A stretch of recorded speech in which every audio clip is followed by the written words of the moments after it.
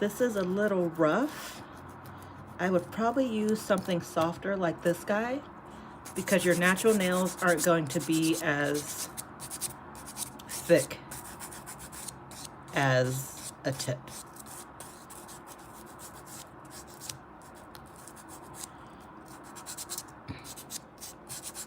I just want to make sure you don't see any more shine. Okay. And then you also, before you even do that part, normally you want to push back your cuticle. So you would come here and push back any cuticle skin you see. And then you would take this sharper side and brush any cuticle off. It says you want to brush off any nail dust. This is, and I'm sorry I didn't get a right brush. If you're doing your own nails, this is fine to use. But this can pick up oils from like around your skin, and you can't sanitize it. So if you're working in a salon or on other people, I use the harder non-porous practice or nail brushes that you use to like brush under your nails. That's what I use to take the dust off. You could even use a hair color brush that gets around the cuticles very well. So then it says apply dip powder base coat, which is step number 1. Okay.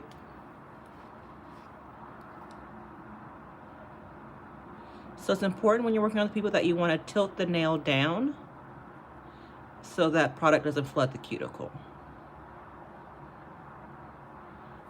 So applied dip powder base coat, and it says dip your nail into the powder. Now you can do this 2 ways. You can either dip it or you can sprinkle it over the top. For the sake of time and cleanup, we're going to just dip. If you're sharing this with like you and your friends, I suggest using the sprinkle method. If it's just you and it's only your germs, you know, feel free to go ahead and dip right in. But I'm pretty sure my little model here is COVID free. Her nails are a bit long, so maybe the sprinkle method may have worked better because I feel like I'm wasting product. But I have my little handy dandy guy down here to catch any runoff. Then it says brush off any excess powder with this guy. So that's what I'm doing.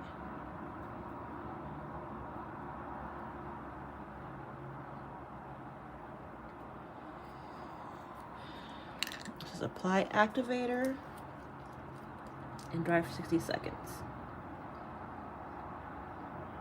So actually, no, I'm back up. I'm gonna repeat step 2 to my effects. As you see, there are some spots I missed and brushed off. So I'm gonna go back in with the dip base again. I'm probably going to pick up some of the powder I have on currently. So I'm just gonna make sure I wipe that off. Oh, actually, no pickup.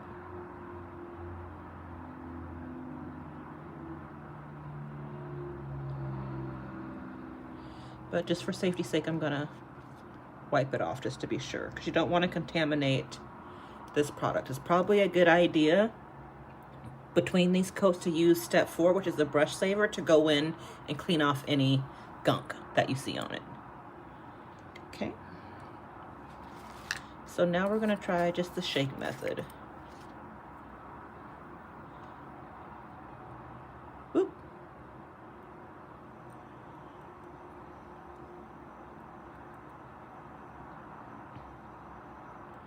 Now this might seem like brand new, but it's not.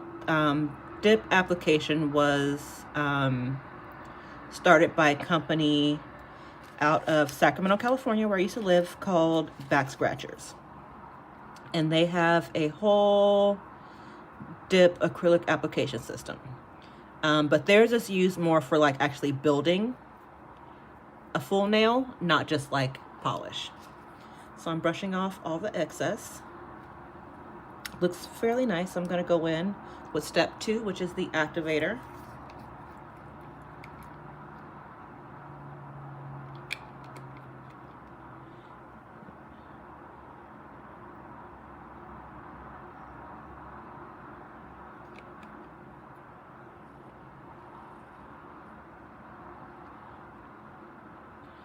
Still see some low spots. But it says to let that activate for 60 seconds. While that's activating, I'm gonna do a little bit of cleanup. So I'm gonna pour in the powder that I spilled.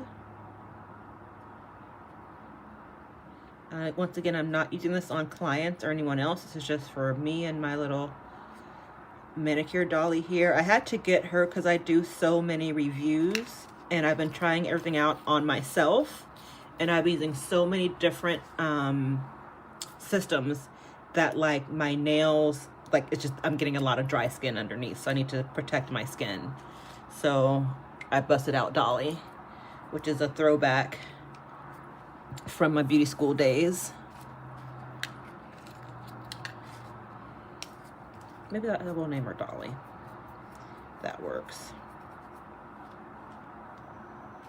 And if you want to know where to get this, you can click on my profile and look through my reviews and look for, you know, the nail trainer hand, and you'll find the review on that and where to buy it. It's from Amazon as well.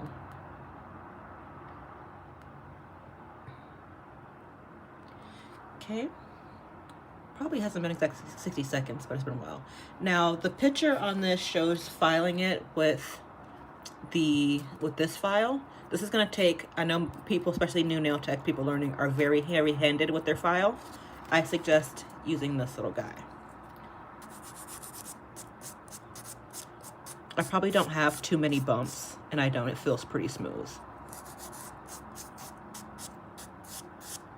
And if you're worried about oil transfer, you can always wear like a finger cut, or just take a glove and cut like a fingertip off. That way you're not transferring oils back to, you know, the nail surface.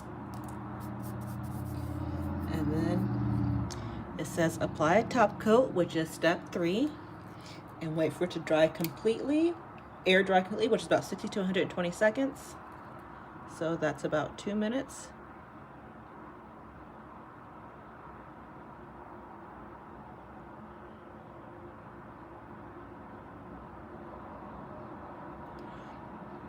And I didn't miss this area. That is the model's cuticle.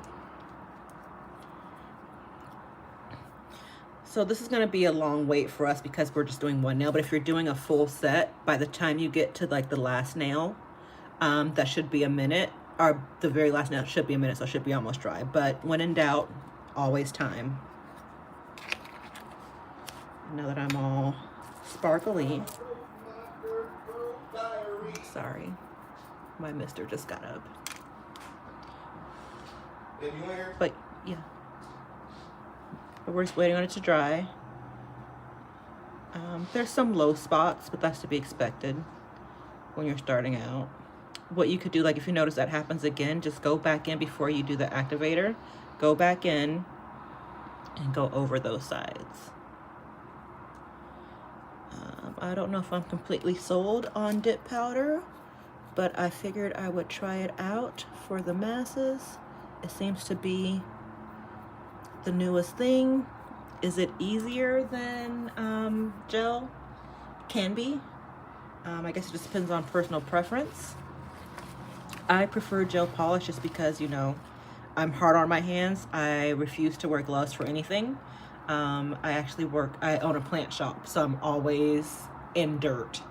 So I need something that will hold up. So I usually tend to stick with hard gel.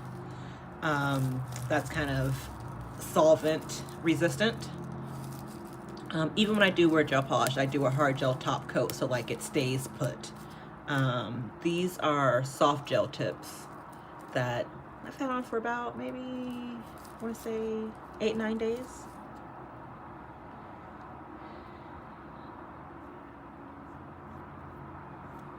But yeah, it's been about a minute.